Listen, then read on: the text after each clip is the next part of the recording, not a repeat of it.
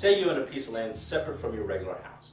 It's out in the woods, maybe it's another state, and you don't go there very much. In fact, you go there so rarely that one day, out of the blue, you learn that you don't even own it anymore.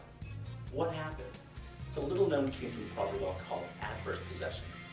By using adverse possession, someone else can end up owning your land or you can own theirs by meeting 5 basic requirements. First, the other person had to use the land as if he owned it. He had to live there, get his mail sent there, mow the lawn, maybe even pay the tax bills. This is called actual use, and it's step 1 to adverse possession. Step 2 of adverse possession is called open and notorious use. If this guy on your land is being open and notorious about it, it means he's not hiding the fact that he lives there. He might put up a fence, put his name on the mailbox, or put a no trespassing sign. He has something to do that if you saw it, it would make you say, hey, I think that guy's living on my property. This is open and notorious use, and you have to have it for adverse possession. The third thing you need for adverse possession is exclusive use.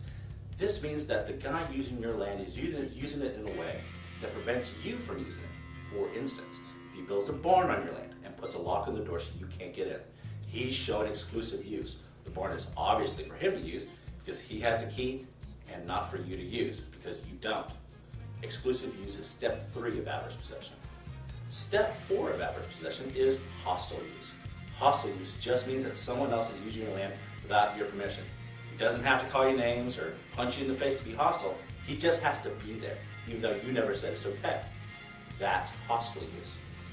The 5th and final requirement for adverse possession is continuous use. In most U.S. states, just moving onto someone's land for a day isn't enough to own it by adverse possession. You have to use that land for a specific period of time. Sometimes that's years, up to 20 years in some states.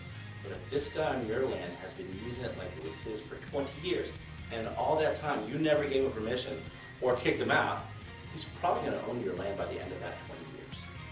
To sum it up, adverse possession has 5 requirements: actual use, open and notorious use, exclusive use, hostile use, and continuous use.